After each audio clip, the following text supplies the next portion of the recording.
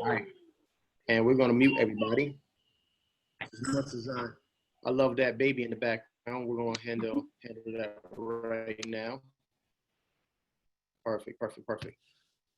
All right, family. We out here. Erica, driving for dollars? Erica, you out there driving for dollars? You looking like you focused right now. Get them properties. So we're going to turn the camera off on me. All right. So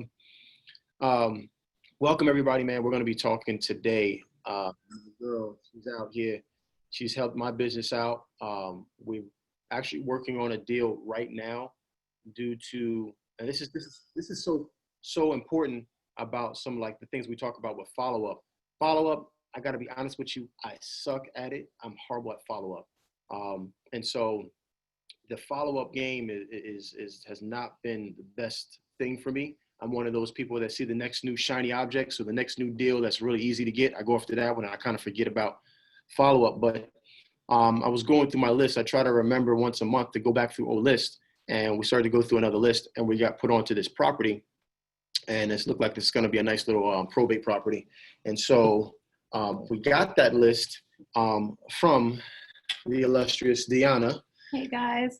And he is here, Miss Britt, and she is an attorney. And what she specializes in is actually a lot of stuff that she specializes in, but probate, eviction, code, tax, divorce, all those fun lists that we like to find and learn about and get information from. That's what she does. That's what her company does. Law Clerk on Demand. She actually has a company where she will go and actually find probate, eviction, divorce. She'll get these lists for you. Some of them have phone numbers with them already, so you ain't even got to say some phenomenal service.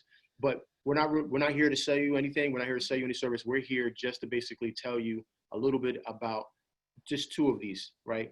We obviously going into a full-on class just on probate. I mean, it probably would take a couple hours, right? Yes. Just to learn everything about probate. Mm-hmm. So we're going to give you guys some of the key things that you need to know, and then also with the evictions as well. We're actually going to start with evictions. I personally love the eviction list. Yes. So if you guys aren't pulling an eviction list or getting an eviction list, you're probably going to want to start after this. But we're going to talk about two of them, but keep in mind, there's like 6 major lists that she handles. And like I said, she's an attorney. She knows her way around the courthouse. She knows who to talk to, how to talk to them, what things to ask for. So please make sure you guys are paying attention, take notes. And we're going to do about 30 minutes. And then at 7:30, maybe 7:35, because we're starting about 5 minutes late.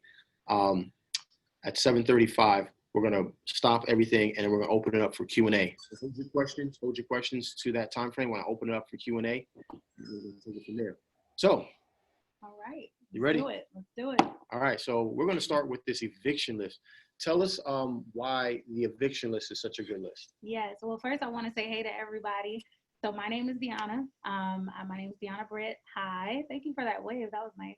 So, okay. Oh, I see you guys are going to be energetic. That's great. Okay. So we got a good group here. They are here. Yeah, this is cool. So my name is Deanna Britt. I own Law Clerk on Demand. Okay. So we are, as Tommy was saying, a legal research company. We do all the hard work for you. Okay. So starting off talking about evictions. Okay. So first of all, I love evictions because my top 2 favorite lists, which we're going to cover tonight, are evictions and probate. I like evictions because number one, less people are working them. It's just the truth. If you go to a real estate workshop, people aren't really talking about it, okay? So if you do hear about it, it might be called a landlord list, but I don't call it a landlord list because there's some folks on there who are not landlords. They think they are, but it didn't work out, and guess what? That's why they're filing an eviction, right? So it's a pretty cool list because you have this mixture of businesses. You could find a trust on there. You could find a person who we would call a landlord by default. They just, tried to rent out this property and it didn't work out. Maybe they own it, or they try to rent it to, do a roommate thing or whatever. We love that type of situation, right? And then you have folks who are traditional landlords, and those are great because we're hearing more situations where not only do they own that property, they have several properties. So you really could stumble upon a gem. Yes. And I know we're always talking about cash buyers and things like that. They could be sprinkled right into an eviction list. So you mentioned something about trust, and I want to stop because we actually had a question about trust, I think a week or 2 weeks ago from, a lawyer's mind, because I tried to explain it as best I possibly could. Right. Explain to them what a trust is and why people do that. So Tommy always asks me like a challenging question. Every time we get together, I'm just like, Tommy. So I don't really teach trust, but the best way to think about it is, so a trust, picture a chest, okay? That's how we learned it in law school. So it's this chest, and you take all your assets and you put it inside of the chest. And the reason why you do that was pretty good, right? I remember it in the class. That's all I remember, guys. But so you put it in this trust, and you assign someone when you pass away, or even while you're living, to handle everything inside of the chest. Okay. And so we do that for privacy reasons. And actually, I was just listening to a guy who does like land trusts and things like that. So investors may use them to protect their assets. So you can't tell that I own this property. So sometimes in the evictions, we'll see, Johnson Land Trust owns this property, or 123 Trust, if that makes sense. Gotcha. So now you don't have to worry about understanding trust, but you do need to know that if you see that on a list, that's what it is. And you may have to do some work to find the true owner of it. And you may see that driving for dollars too. You may find a property and realize that it's owned by a trust, and it's going to be difficult to find the owner because it's literally created for privacy reasons. Gotcha. So you find, going back more towards the eviction thing. So the thought process, the reason why I like this eviction list is because you got to understand, I always go back to like the mentality, like the psyche. That some of you guys, this wholesaling thing, this real estate thing is about connecting with people, and people go through different emotions, right? And when people are emotional, they make emotional decisions. So think about the process of this. This person just went down to the courthouse. The tenants haven't been paying for 2-3 months. They're upset. They didn't put holes through the walls. They put concrete in the pipes, right? So they messed up their pipes. So they're upset, right? And now all of a sudden, they're at court, which now they have to spend money to go to court, right? And now the judge says, the person you're evicting needs to pay you the next 3 months. They're not paying them. They're not getting that money. They pretty much lost that money, right? So they're upset and they're emotional, and they walk out the courthouse and they're like, you know what? I just want to get rid of this thing. It's just a headache. I don't want to deal with it anymore. Just give this thing away. I'm tired of dealing with it. Okay. And so that's why these eviction lists are so amazing. Good. Yep. And I'm glad you touched on the mindset of the person on the list, because there is a lot of frustration. The truth is, no one likes to go to the courthouse but attorneys and judges, right? Even if you're on the plaintiff side and you're filing, it's still a headache for most people. So the very fact that they're going to the courthouse, and this applies to really all of the lists, this person has a headache. And so you, as an investor, you swoop in with that Advil, as I always say, and you solve their headache, and you say, hey, I got cash. I'm going to take this property off your hands. And a lot of times, probably with some follow-up, you're going to meet folks who are like, just take it, man. I'm over it. So we got some people that are here from Atlanta. We got some people that are across the country that are not in the area. I know you service primarily Georgia. Give them some information. So someone who's not here in Georgia, they're in North Carolina, they're in Massachusetts, they're in LA.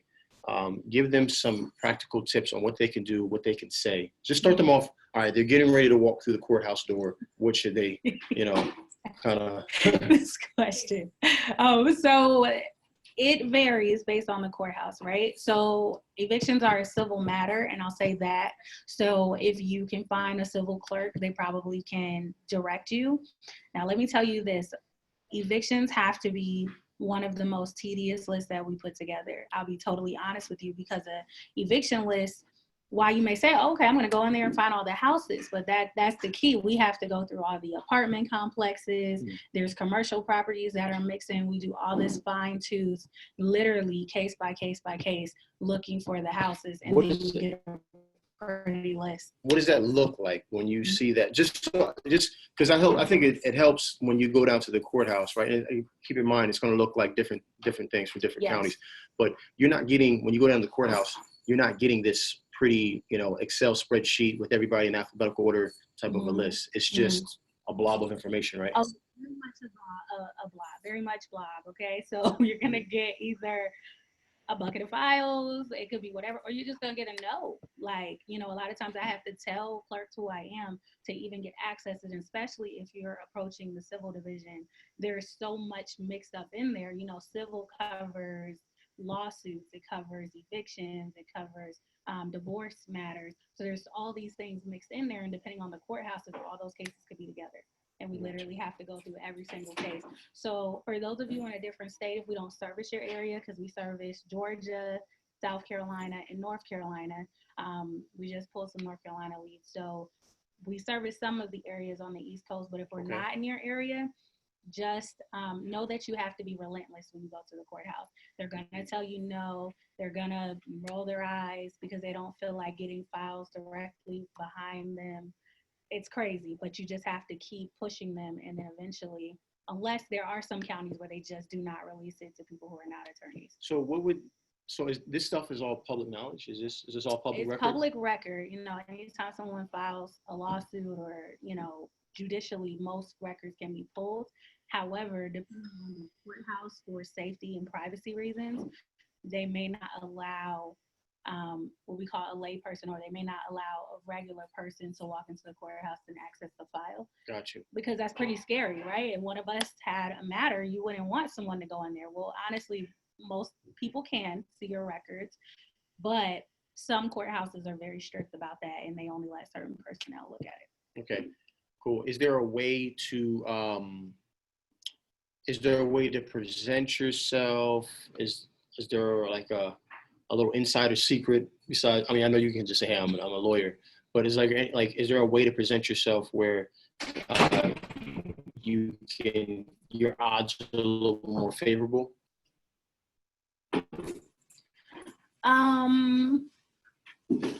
No, prayer and just be relentless, just keep, every time they tell you no, try to clarify what it is you're asking for. Hopefully your particular county will work with you, but especially the eviction list. Because less people are asking for those files, it can be even more challenging because they're not even used to organizing that information for you. So yeah, it's going to have a lot to do with mindset, to be honest with you, and just continuously asking. Someone says it's breaking up again. Are we breaking up? Can you guys hear us?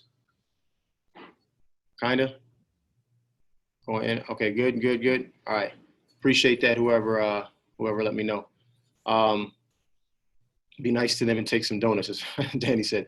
That's a good point. Mm-hmm. So another thing, she's talking about being relentless is definitely a very, very good point, because you're human, we're human, everybody's human, right? Some people have some bad days. You go into the courthouse and the same person that wanted to curse you out, right, the next day, they're in a better mood, right?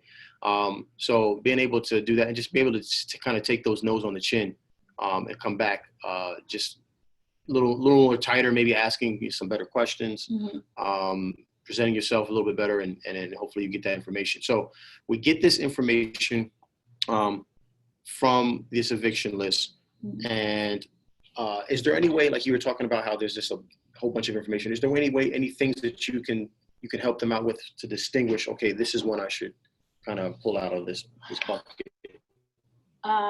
No, you can talk to the clerk though. If you get a nice clerk, they will point it out, because depending on the county and the state or wherever you are, it's going to be called different things. I just know it just based on how I sort information, from a legal perspective. But honestly, what I can tell you is to communicate with the clerk what you're looking for. They should be familiar, because they are clerks, and should be able to help you. And if you're nice, they may work with you and help you kind of like figure things out. So if they don't have, so if people are in a state where you're not servicing right now, who should they look for? Because I know, like you do this for a service. So who should they look for if they can't get this done on themselves by themselves? Who should they look for? Like as far as other people that might be able to do it for them. Correct. Honestly, I would say, I guess the best way I say this is just email me and I'll figure it out for you. Because it is so broad. I'm not aware of any other list providers because we're the best. But really the other ones don't exist. No, I'm just kidding. But no, just email me and I'll try to help you figure it out, because I do know people who can partner or, figure something out to get those answers. But seriously, I answer emails all the time or people call me to figure out marketing strategy, whatever. So just call me or hit me up on Instagram and we'll figure it out. Okay, cool. I want to give you guys one practical tip, right? One practical tip. So if you can't, are we cutting out? I see everybody kind of jumping here. You guys got me? Can you hear me? Can you hear me? Yes, no, maybe? Okay, cool. Sometimes the thing freezes here. All right, so if you have made real estate agent friends, right? Get with them, because real estate agents don't just sell houses, they also put houses up for rent. Okay, so I'm always thinking about how can we do this? How can we solve this problem if we don't have someone like her, right? If you live in, like I know Duke is out there in LA, right? So out there in California, she's not out there in California. What can Duke do, right? So you got a real estate agent buddy. Talk to that real estate agent buddy. Say, listen, can you pull me a list of properties that have been tried to be rented before and just they're not being rented? Like they're still in the market. They've been on the market for greater than 60 days, right? Because you guys, when you go to move, normally they want you to move within at least a month. Like it's not like a house where you're picking out this house for 6 months. It's like when you're renting, okay, when you're moving in, we're gonna move in the next 2 weeks. So if a house is still empty, all right, that means whoever was in that house before either left or was evicted, and now the house is just sitting there. Okay, so they might be someone who's just a tired landlord. Maybe they're not tired because of an eviction, but maybe they're tired of the house just being on the market for so long and they're having to pay a mortgage on it or pay taxes or whatever. Okay, so that's just another way of looking at the problem, trying to figure it out. Yaya said Virginia. Are you in Virginia? Potentially, depending on the part of Virginia, yes. So I would say I'm going to give you guys all my contact information.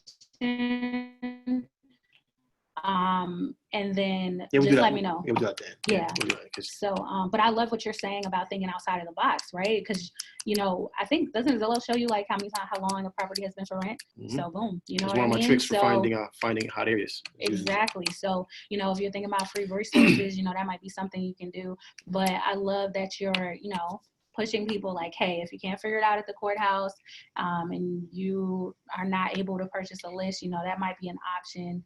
But again, no matter what your marketing approach is, you just have to be relentless and keep thinking of ways to be creative and find people. Cool. Maybe we can go on about this part for a while, but I want to get to the probate, because everybody knows probate is a very, very hot list. Probate is a longer play though. Okay. So understand that. So probate is a couple month play normally. Every once in a while, they're like, yeah, we didn't even like her anyway. We're glad she's gone. Let's sell the house. That doesn't happen too often though. Okay. Right. So normally it's sentimental. Normally it has value. Normally they don't want to sell in the beginning because they think that they're going to hold on to this property and pass it down to their kids. And then all of a sudden they realize, man, grandma was a hoarder. This house is filthy. And they got cats in it and, and everything else in there. And they don't want to deal with this house anymore. And all of a sudden now it's become a problem. But that normally doesn't happen until a couple months down the line, right? Exactly. Yeah, that's the cool thing about probate. The houses are in different conditions. We hear really neat stories about how people just painted and changed the carpet and they put it right back on the market. And then I've heard about, there being so many rats in the house that if you stomped your feet, the rats will move, we've heard crazy stories with probate and they're all mixed up in that list. But it's definitely a list where you have to follow up. Like as soon as you get it, you have to know, hey, this isn't like I just called down, 50 people and if I get a no, then I just throw it away. every single month or every Absolutely. single week, you know, you're touching that list. So for everybody, because everybody's at different stages, Yaya says she deals with them in her title company, so she's pretty familiar with them. But everybody's not as familiar. Explain to everyone what probate is, and then the process from beginning to end. Sure. So, okay. So first of all, we have to start at the beginning. When someone passed away, so we already talked about a trust, right? The trust is the ideal situation because you've already given directions, all your assets are in there, and everything is perfect, right? So, of course, we don't think about it until they pass away. Their family has to figure it out, and so that's why your state has a probate process to deal with those type of matters. And so they can die without a will, which is dying intestate. And in an intestate situation, that means that the state is going to tell you and make all the decisions. And just basically we have a formula, and based on who's alive, that's where your stuff's going to go. If we have a will, it's not enough to just have a will. You have to communicate to the court like, hey, this person has passed away, and I call it activating the will. You go to the courthouse, do necessary paperwork, and now the will is active, and the judge is going to confirm that that will is, you know, legitimate, so to speak. It's the correct will, and they're going to make a decision and follow the directions in that will, unless for some reason it's contested, meaning someone raises their hand and says, hey, that's not the real will, that's a fake will, the will was destroyed, all these different situations. So someone can have a will and still go to probate? Yes. If it's not activated? Absolutely. You will go to probate. Yep. Okay. You know, most people will keep their will on file at probate, like for safekeeping. But no matter what, just right, I always have to get on you guys because a lot of times. You guys, hold on. So we're getting choppy again. How are we doing? Are we back? All right, we're back. All right, cool. Okay. So a lot of times this comes up in Driving for Dollars because folks will realize these houses that we're finding, folks are deceased. And so even though there may be a will sitting in grandma's safe or whatever, we still need to communicate with the probate court to dispose of the property or to make decisions with that property.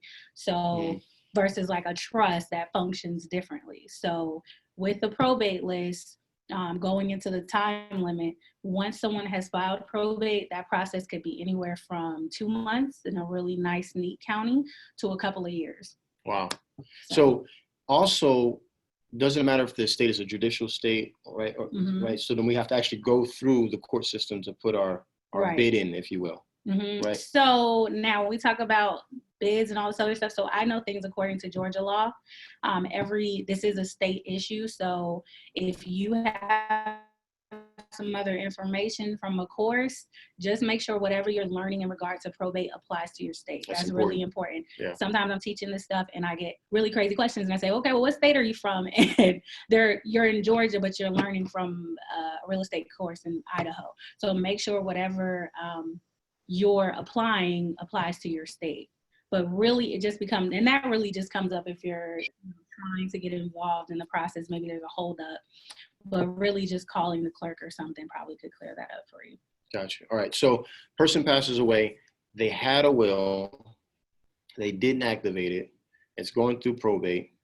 The court now says that they're assigned a probate attorney. Is that what happens, or the family has a probate attorney? No, probate can be done without an attorney, right? There's some people who file through an attorney automatically, and then there's some folks that file on their own, right? But the judge will make a decision as to whether, you know, hey, we're okay to move forward. Do we need to do some things by publication, whatever. It's going to system is to I'll make sure that we're still good. The whole purpose of the judge in the court system is to find out who the true owner or the heirs are of the property is, correct? It's to be fair, you know, because there's situations where, number one, if I just walked in the courthouse, because really, okay, so filing probate does not have to be done by a family member. It could be done. There are people who pass away and they have no family members, and let's say a close friend files probate. The judge is going to open that file and make sure that this makes sense for the situation. He's also going to make sure if a will is being utilized, that that will is valid and that we're acting according to the intent of the person who created this will. Okay. And then, of course, if there is no will, the judge will apply our statute and decide who needs to get this process. Yeah. Like, it's not a very fun process. Sometimes it's a little neater than others. Other times, I mean, it's a mess. So again, like I want to provide value for everybody on here, not just people from Georgia.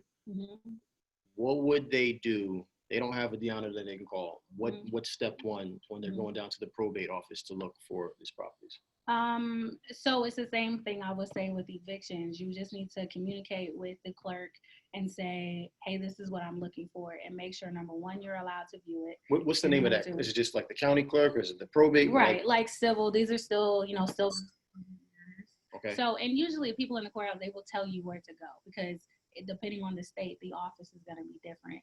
So, but when you get to the courthouse, they will literally tell you, say, go down this aisle and go here and go talk to this person. So you hear that, guys? You're just going to go into the courthouse, say, I'm looking for the probate office, right?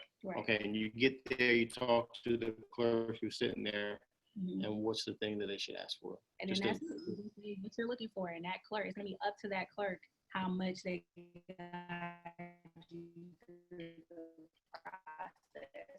Gotcha. But you can't just take the files. They have to make them available to you. So there are going to be some counties where the answer is no to it, and what their process is. Got you.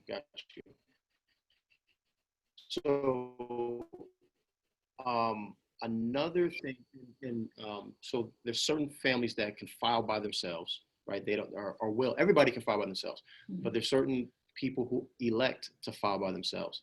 And then there's other ones that are either assigned a probate attorney, right? Well, they would hire a probate attorney. And then that attorney would already know the answers to those questions, and they would just take care of it. I know there are some states where a probate attorney is assigned.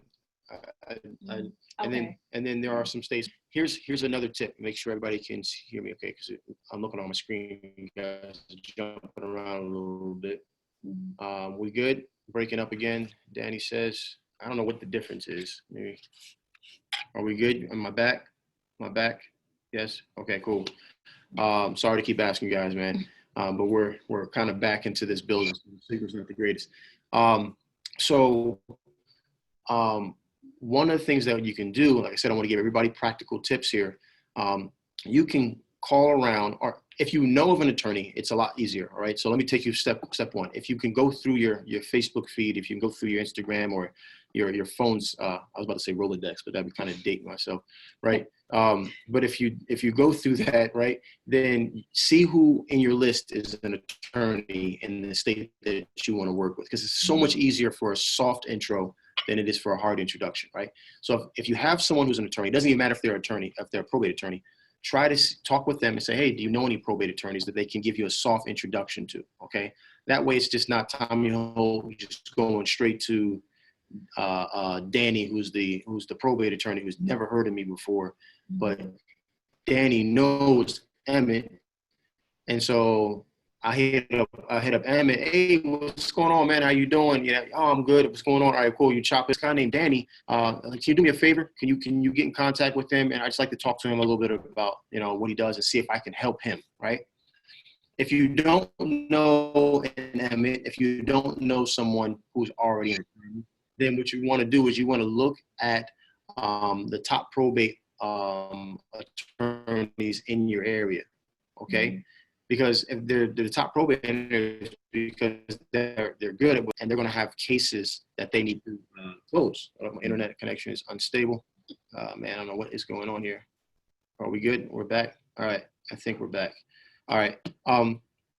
Now, correct me if I'm wrong. Like probate attorney, they get paid.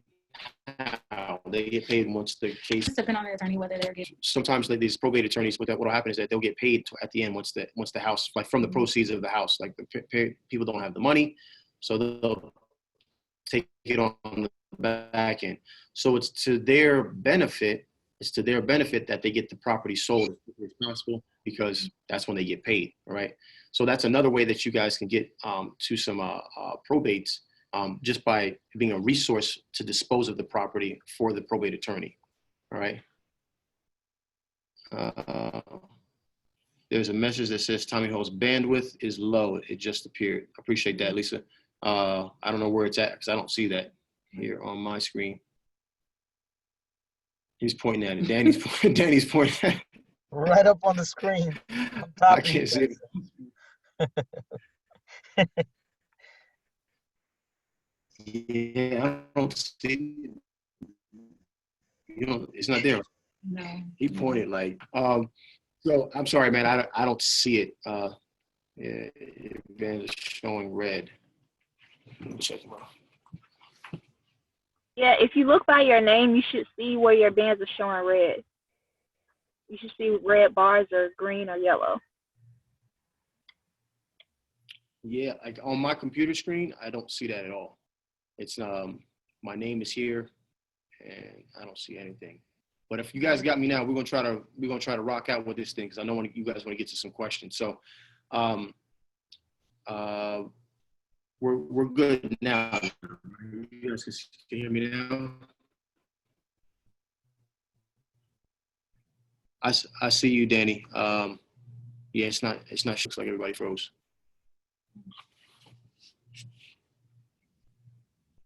Are we back? Yes, no, no, yes, yes. Okay, I got some people saying yes. All right, perfect. All right, so let's get to Q&A. Let's get to Q&A. If you guys want to put something in the chat, let me see. Sometimes probate files are available online. Are probate files available online? Is that depending on the county? Yeah, I think it just depends on the state. Okay. What's the difference between probate? Dominic asked, what's the difference between probate and inheritance? Yeah, so we don't do inheritance lists, but I've heard of them. And so sometimes that's marketed as people who already have the property and it's just sitting. But I would just caution you in purchasing that type of information because it could be very dated information. When you start to see things branded as like pre-probates or inheritance, just be very careful with that because, and you just make sure you double check like how old that information is, because you don't want to get in a situation where you're marketing to someone who's already gotten rid of it, or they've already received 1 million pieces of mail, if that makes sense.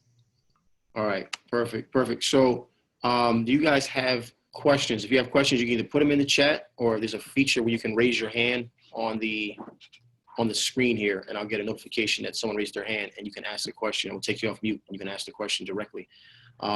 So for getting this probate list, I'm gonna wait for you guys to add some stuff into the chat. Getting this probate list, once we call them, what's the conversation? We've gotten the list now. We have the phone number. We're cold calling. What's the conversation look like? What should we be talking? So here's my thing. I don't believe in bringing up the probate, whether you're in sending a letter or postcard, or if you're on the phone. I think that you should let the person tell you their story. So you would call them the same way you would call someone driving for dollars or whatever, any other marketing channel, okay? Once they mention that it's a probate, of course, then you want to make sure you acknowledge it. It's, you know, but when you start off, hey, because I've heard, people just calling and they say, well, how'd you get my number? And you're like, oh, I was searching the probate records. I don't think anybody is going to receive that well. Not a good look. However, you could just say, hey, I just did a Google search, the same way you would any other list, any other lead source. Hey, I was just Googling and your name came up. You might be associated with it, but definitely don't send out mail or start your phone calls off bringing up the probate. That's my opinion. Yeah. So again, you're going to call up just like a normal call, just like if you found an abandoned property, and they're going to say, oh, that's my aunt's property and she passed away. Immediately, just as a human being, your very next words out of your mouth should be, oh, I'm so sorry about that. My condolences, right? Connect with them.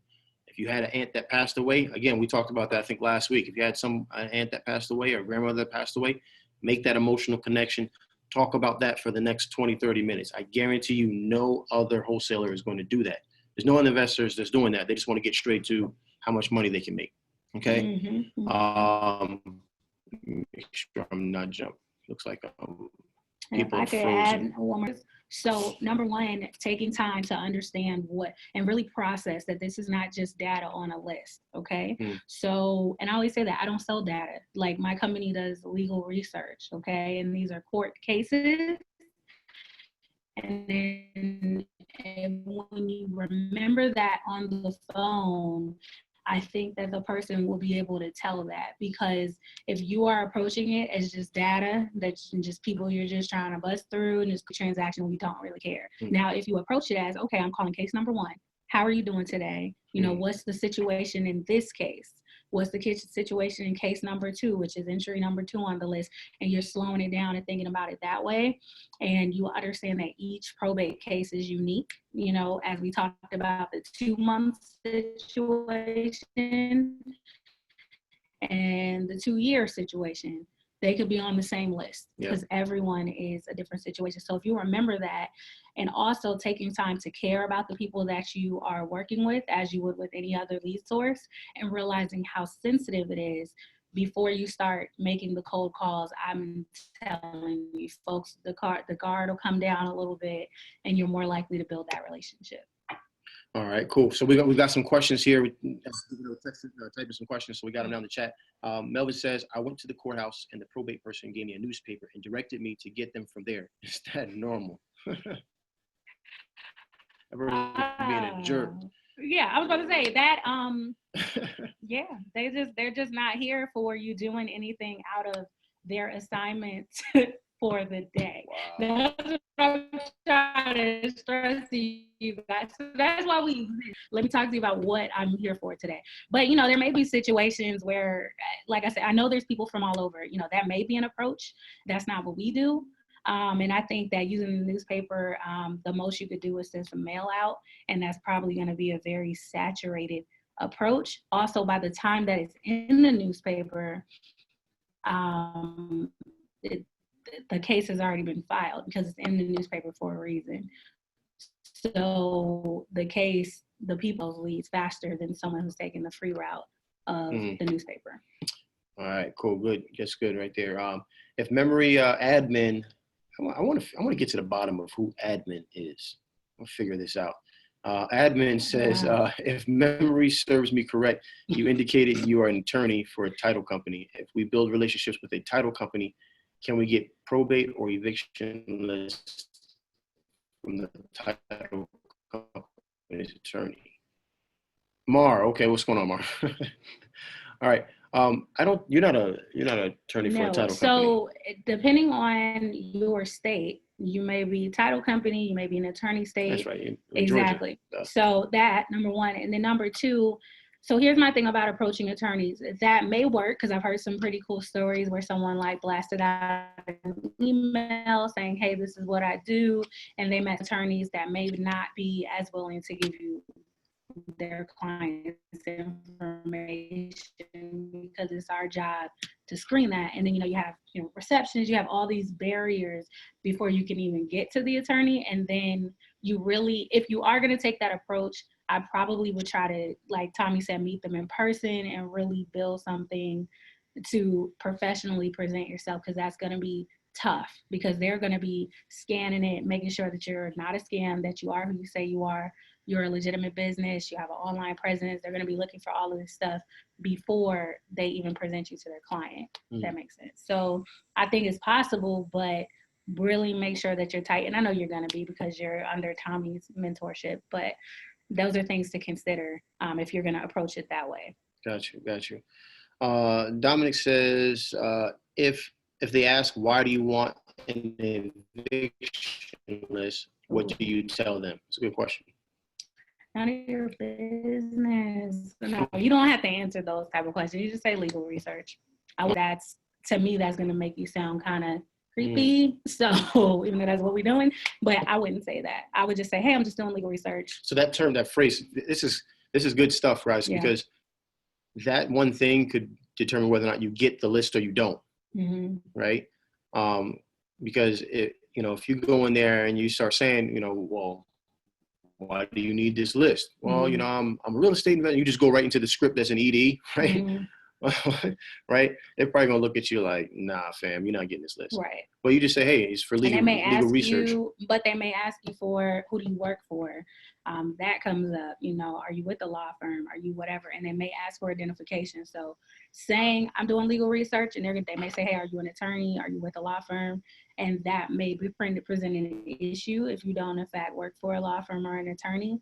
So yeah, don't lie. Just depends on the clerk. You know what I'm saying? Some may just give it to you. Others may start to cross-examine you.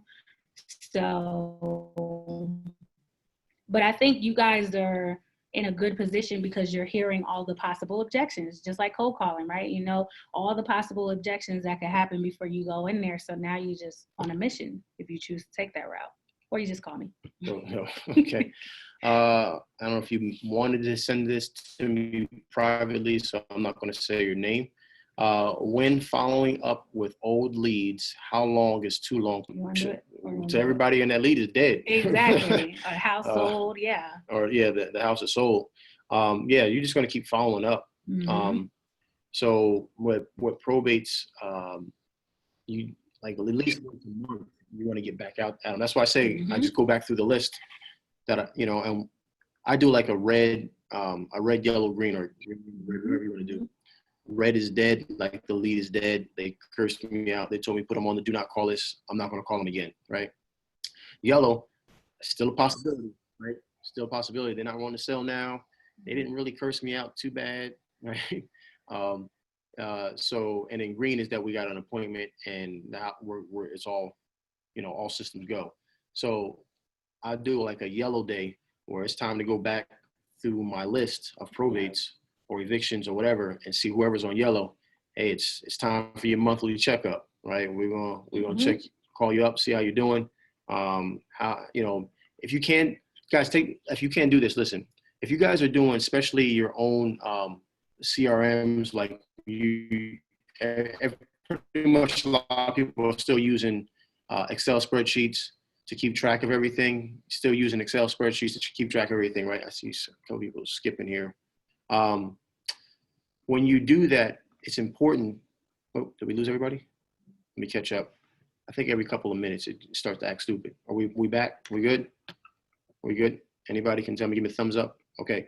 When it's important to make notes on what's happening in the air, right? What's going on at that home? Like make a connection if you hear a dog in the background. Make a connection if there is a kid in the background, right? Or if someone else is talking, put down a note. How powerful is this? Think about this. God forbid somebody, your family passes away and you have to go through this. I mean, eventually. So let's say someone passes away in my family and now I'm left with this property and my son's name is Zion. I have two daughters, Nadia and Soleil, and it's the first month the house just passed away. I mean, my grandparents just passed away or something like that, right? And now I'm heir to this house, and I'm on the phone with you the first time, and I'm talking about my son Zion, and this traumatic thing that we went through with my daughters, and you remember the names because you took a note, not because your memory is that good, but you put the note in there. And so when you call back the following month, everybody else is calling, talking about the house. You're the one that calls back, and the first thing you're saying, how's your kids Zion, Nadia, and Soleil doing? How are they adjusting with everything?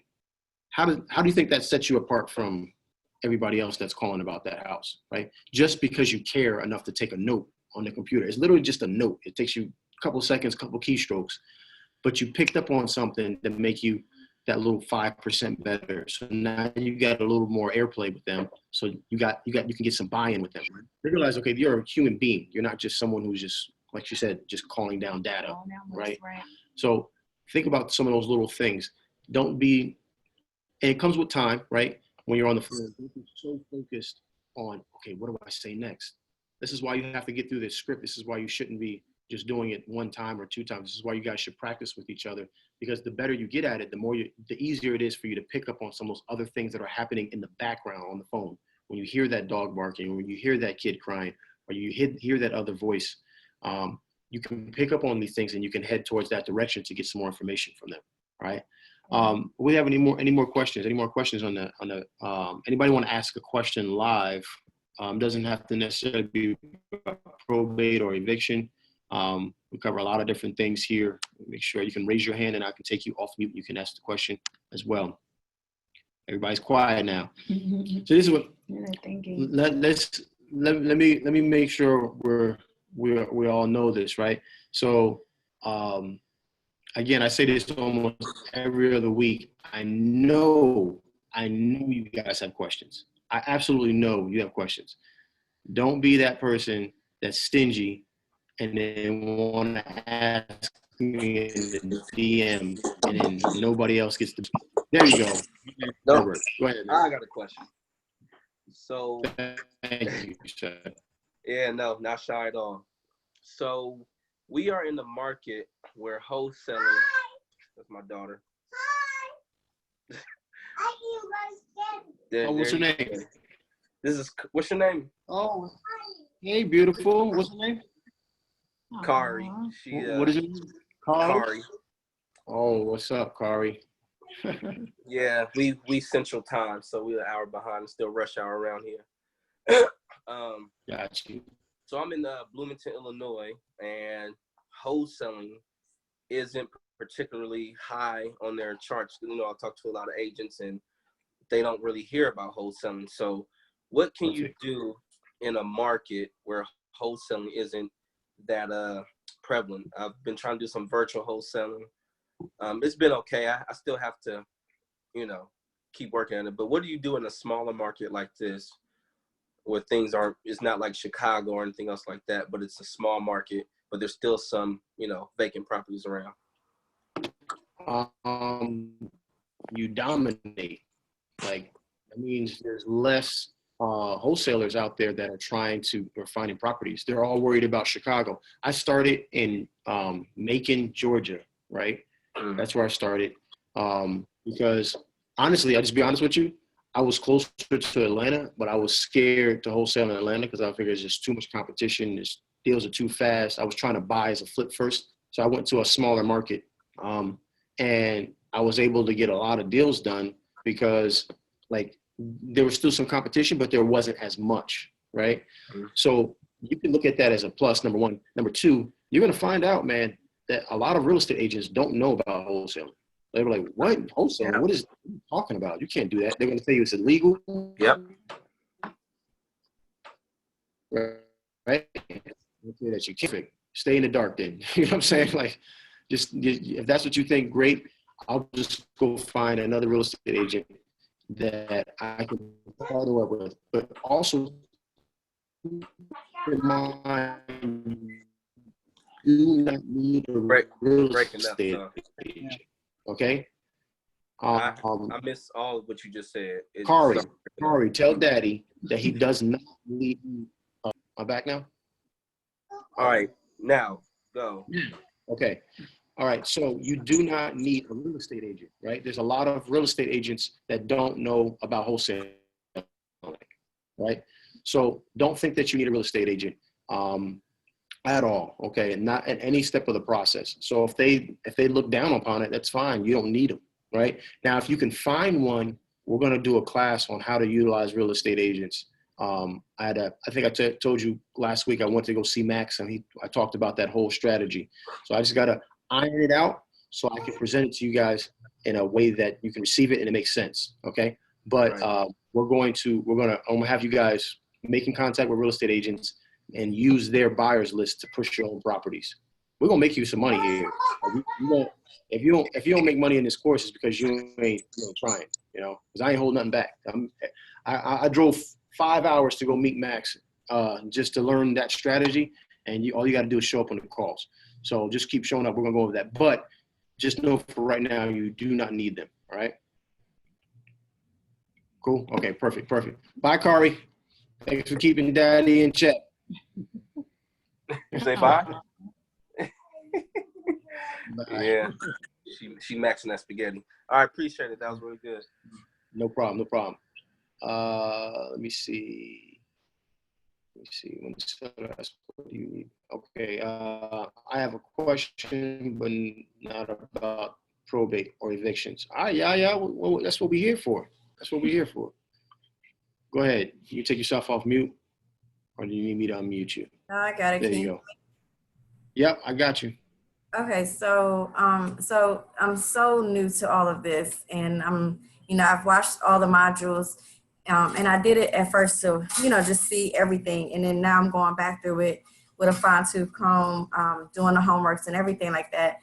But then, so this is my second time getting on the call with you guys, and I hear you guys talking about driving for dollars, and I heard it maybe a few times during the modules. What is that? Okay, so driving for dollars is really simple. Basically, it's the I don't know what the heck that was. That's going crazy. Oh, okay. Getting in, right? There you go. That's perfect. Getting in your car, first identifying an area that you want to go to. So like today I did driving for dollars, right? I identified the area that I wanted to go to, the hot areas, and really, really simple way of doing it. I literally just used, Zillow, and and all I did was take the amount of the dollar amount from $0 to $50,000, right? All right, and I went ahead and I found about 35 properties in about an hour and a half time, okay? And so I'm driving, I identify the neighborhoods, so that way I have a location to head to, okay? I drive to that neighborhood, and I will literally just drive up and down streets looking for abandoned properties. Now, here's the trick. I haven't told this to you guys yet, or anybody else yet, but I'm coming to this realization because I'm growing, right, every day, right? And I'll make this statement, but I still want you to find abandoned properties, okay? I still want you to find the ones that are boarded up, okay? But in the very next breath, I want to say, stop finding abandoned properties. So on one breath, I'm telling you, look for the ones that are obviously boarded up with the boards on them, right? But probably 35, 36 properties, probably 15 of these properties are properties that I'm kind of guessing on, okay? So I've noticed that smart homeowners are people that are control of these houses, smart ones, they will keep a light on, right? It's daytime, but the porch light is on, and I can see through the house and don't look like there's no furniture in there. The grass is kept well. There might be a chair out in front with a little flower, right? But when you look down the driveway, the leaves are still kind of there. It doesn't look like it's well traveled, right? But the light is on. So what homeowners are doing is saying, I just kind of want to trick people to make sure that they don't think that this house is vacant. Those are the ones that all the other wholesalers are driving by and not writing down. So I want you to look for the ones that, like the hidden ones, like really, really, like, don't just fly down the street. You're driving maybe 7, 8, 9 miles an hour, and your head's on a swivel, just looking back and forth across the street, looking for these little clues. The more you do it, the better you'll get. I was driving with one of our mentees, like when we do one-on-one coaching, and she was in the car next to me, and we drove past the house, and she didn't pick up on it. But what she didn't notice, that there was no mailbox there.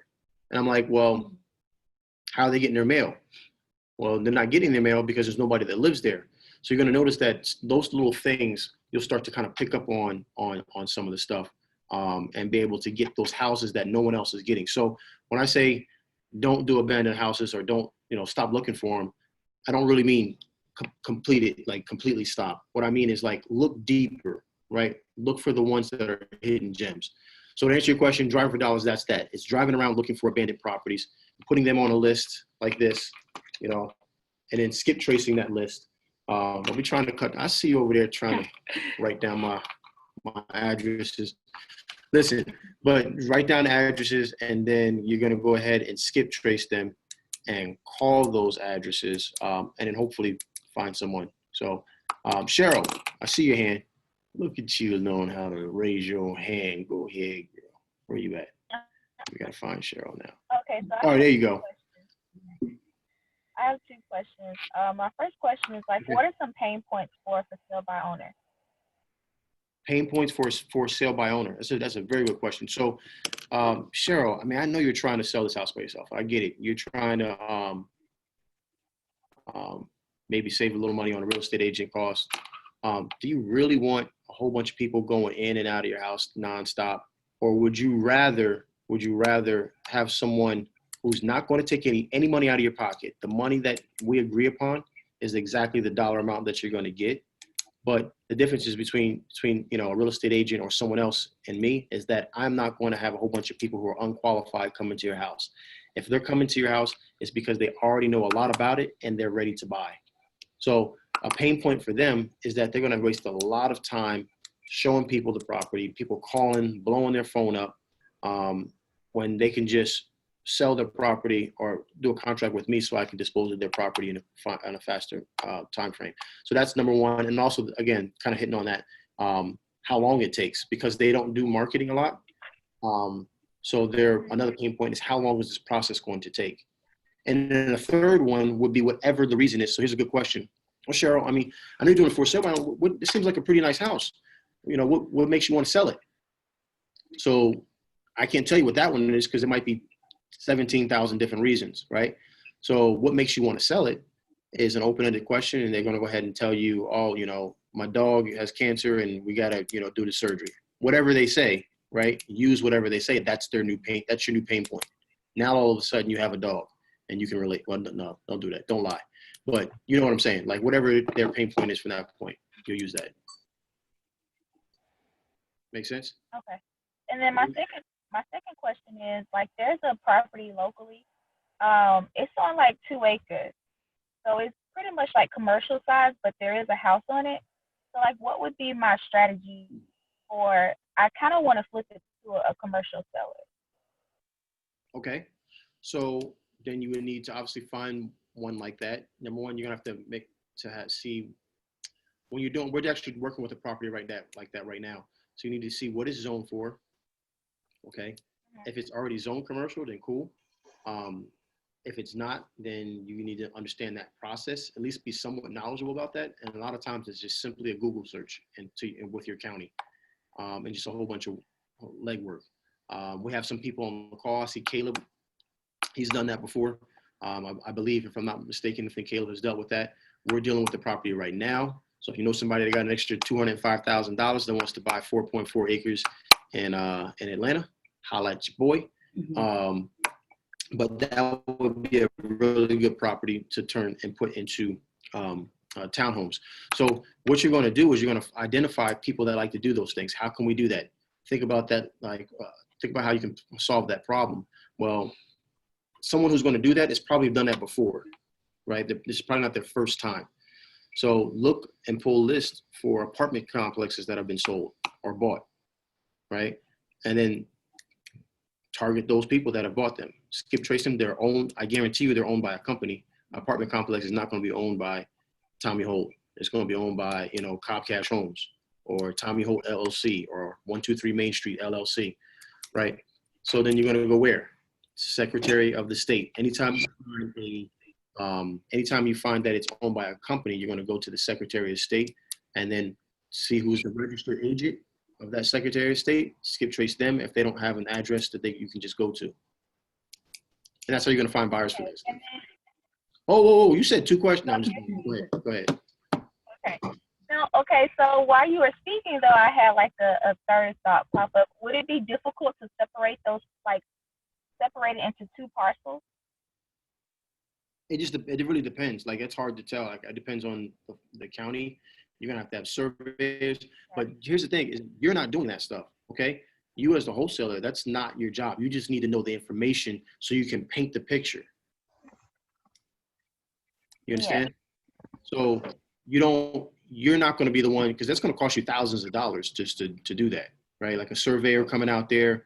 If you're going to separate it and make it 2 different parcels, right? They got to come out there and do some work. It's not and you got to file for all these permits and all this other stuff. It's a process, and it's not quick, which also is one of the main things why we're able to get properties for cheap, is because we can close what? Quick. So if you can't close quick, then your seller might not be as what's the word I'm looking for? They might not be ready, wanting to sell for a discounted price as much. They might as well just put it on the open market. Take time. Okay. Cool. All right. Thank you. Awesome. All right. Let me see. Now we got stuff in the chat here.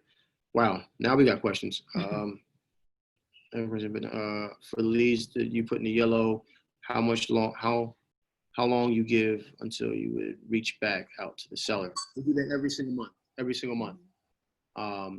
What's your logic for looking for areas with properties selling for 0 to 50K? Are they properties being sold as quick flips? Yeah, so it's a good question. We talked about that before. One of the things that I know is that banks do not loan.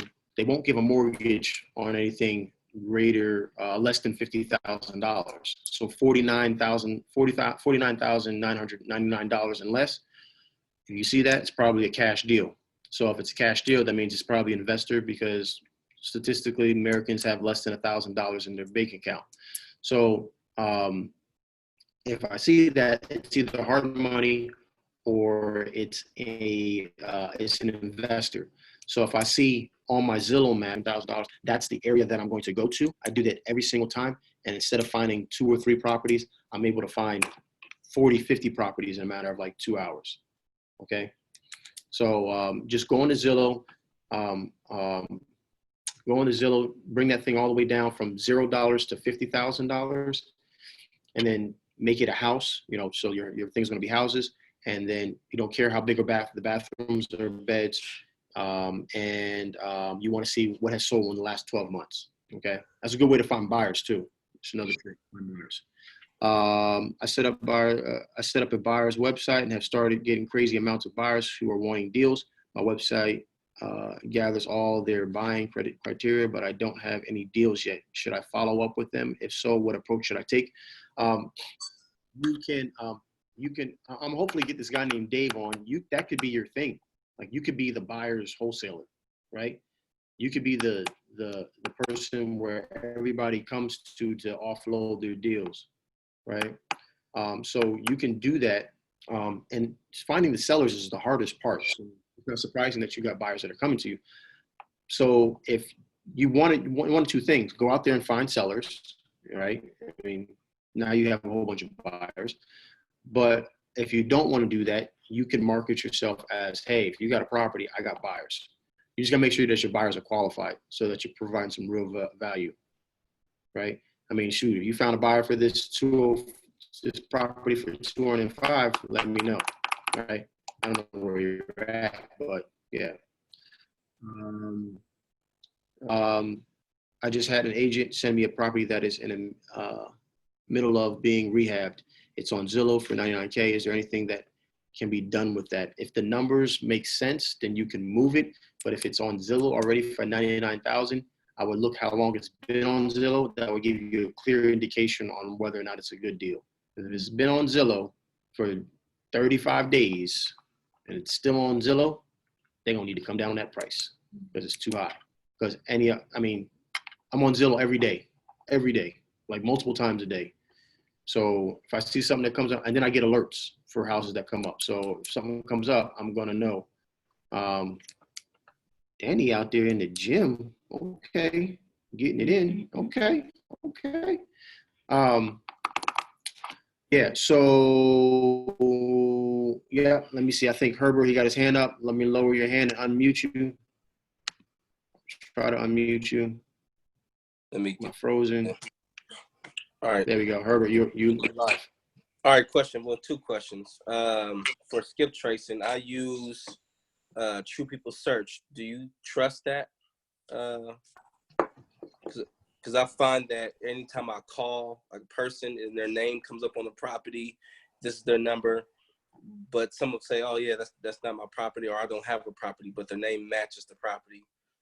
And so do you trust True People Search? Yeah, I trust them to a certain extent. There's no skip tracing service that's 100% correct, right? Okay. There's none, right? So right now, True People Search is free. So Yeah. use that now.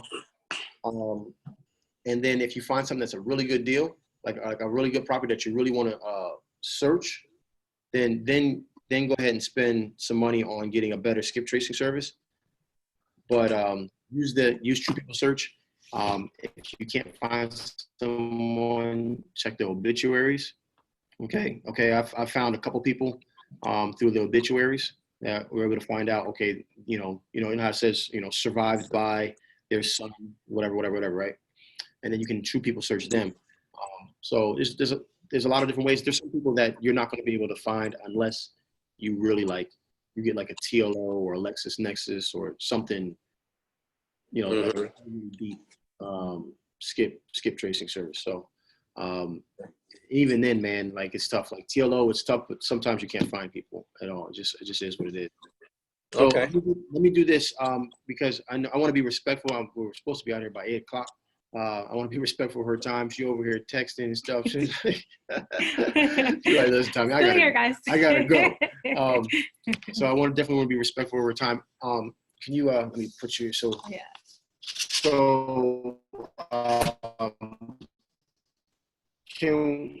where can they get a hold of you if they want to reach out to you? So the easiest way to reach me is me at lawclerkondemand.com. We'll put in the chat here. Yes. So everybody can follow me right now on Instagram, lawclerkondemand.com. Law Clerk on Demand is my Instagram, so I'm getting tired. So Law Clerk on Demand, and then on Facebook it's Law Clerk on Demand, and then our website is lawclerkondemand.com. On the website you can read, we have 6 different lists. I did activate a sale code, so if anybody decides to get a list tonight, I'll mark it down for you guys. And then you can read about all of our lists, and then you want to talk about the other thing? Yeah, so one of the things we were talking about, we're always trying to make sure that you guys get value. Like literally, I want you guys to be able to do this stuff and do it at a high level. And so we were talking about, she literally has a course that has basically really 3 good points about how to find deals. And I want to go through it because I don't remember. It's probate, eviction, code, divorce, pre-foreclosure, and tax. That's just one out of the 3 things we're going to go over. Yes. But instead of trying to squeeze it into like a 30, 45-minute thing and open up for Q&A, it's going to be a 3-hour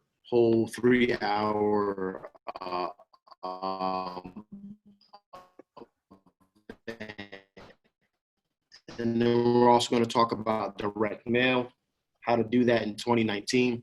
And we'll deep dive. It'll be the 2nd week in May. We're going to get you guys an exact date. We will have it'll be better internet than this, and it'll be live if you're here in the Atlanta area. Yes. If you're not in the Atlanta area, don't worry about it. We're going to make it live. Yeah. We're still trying to figure out where we're going to have it at. It is going to be some sort of a cost because we're going to have to find a location to rent out, and to make sure that we have the audio and stuff that you guys can hear clearly on the screen here. But it's definitely not going to be anything expensive, nothing crazy. I want you guys to be able to take advantage of it. I really do. I just want to be able to make sure that we can afford to pay the place and everything that is needed. So that's going to be happening in the 2nd week of May. Or what are we in? March? April? We're in March. May. We're in March, and then the event is in May. 2nd week of May. All right, it's getting late. 2nd week of May, so stay tuned to that. But it's going to be ridiculous. Like if you really want to learn probate, you really want to learn code, which I think is another great list. The code violation list. If you guys don't know what that is, how to obtain them, what you should say, what you shouldn't say, those type of things. And also, if you're a real estate agent, you get 3 hours. 3 hours. So I'm a real estate agent. I'm definitely taking advantage of that. The 3 credit hours. Or continuing education hours, excuse me. So that's a pretty good one as well. If you want to. Oh, okay. Yeah. So coupon code. Okay, cool. Yeah. Yeah, that's something. So in the beginning of business. so at the beginning of the call, and I was like looking down, so I activated a coupon code for y'all. So especially the Georgia folks, if you want to grab a list tonight, I'm gonna activate a coupon code so you can get the list for the low tonight. Okay. So all you have to do is type in deal in my coupon description. So it's for the probate and the evictions, exactly what we talked about tonight. The code is deal, or deals with an S, try both. Because I was trying to do it and get ready for the call, but I wanted to make sure I hooked you guys up tonight for listening. This was so great. You guys are so high energy. So please follow me on Instagram. I'd love to keep in touch, even if you want to just DM me a question. I do free consultations every day. So you can call me and just say, hey, how the heck do you use these lists? I can't remember. All right, cool. Maria, I see your question. Let me do this. I have a question. Let me try to answer real quick because I don't want to take up too much more time. Yeah. I have a question. I have someone that came from bankruptcy and the house was included in his bank. He was on the deed and mortgage. Now his wife is responsible for the mortgage and is over a year behind. Wow, or more. The mortgage is upside down. Right now is the short sale. He said she's been told that the mortgage is going to need his tax info, etc. And that is the house is foreclosed on. He would still be affected. Is this so? Is this so? All right. So if the house is foreclosed and he went through, if I'm reading this right, he went through bankruptcy, and so he's that portion is done. Is the bankruptcy complete, Maria? Where are you at? Well, why don't you just come off mute so we can? Yes, the bankruptcy is completely done. And his ex-wife, actually it's his ex-wife, is saying she, wants to do a short sale, but on her side, whoever she's speaking to is saying that he has to submit all his documents. He's asking why, because he's been cleared of the debt, from the bankruptcy. And if the house goes in foreclosure, I think the ex-wife said that he would still be liable, like on the hook for the foreclosure, even though it's been cleared off of his bankruptcy. So is that something that's true, or, I don't believe something that? I don't believe that's true. I'm not a lawyer. Yeah. Mm-hmm. Can you hear me? You there? Yes, Maria? I can. Okay, Yep. So, yep. Okay. I think it's just a little bit of a delay, but I don't believe that's true. I'm not a lawyer, but Yeah. from my understanding of it, once you have a bankruptcy, you're pretty much exonerated from that debt, right? And pretty safe to say that. I know you are a lawyer, but you don't do that, right? Okay, so she's gonna see, that's that lawyer stuff. They know how to stay in the lane. I ain't touching it. I ain't a lawyer, so you can't sue me, and I'm letting you know. I'm not a lawyer. Okay. But that he would be fine. It's probably maybe a scare tactic that she's trying to do. But here's the thing: are you trying to wholesale that property? I don't even think it could be. I don't think it could be wholesale because there's no equity in it. And I was thinking about doing a joint venture type thing, with them, but they want completely out. They don't want nothing to do with the house. They don't want no renter. They don't want nothing. Listen real quick. So I want everybody to hear this because this is something that's coming down. And there's some people that are getting arrested for this, okay? Even though it's not right, even though completely don't agree with, okay, when the house is going through short, even if the bank agrees to it, okay, the FBI has been cracking down. I don't know, cracking on because that the bank agreed to it, but there a lot of them are coming back and they're building these cases on these people and arresting people because they're saying that you defrauded the bank, okay? Because that you knew that you had a buyer that was willing to pay more and the bank took less. And it's stupid, but people have been getting arrested for it. So if you're messing with a short sale property, I highly suggest that you maybe do it the traditional way or just back away from it. To me, it's just not worth it. It's just not worth it. And when you say traditional, meaning through a realtor?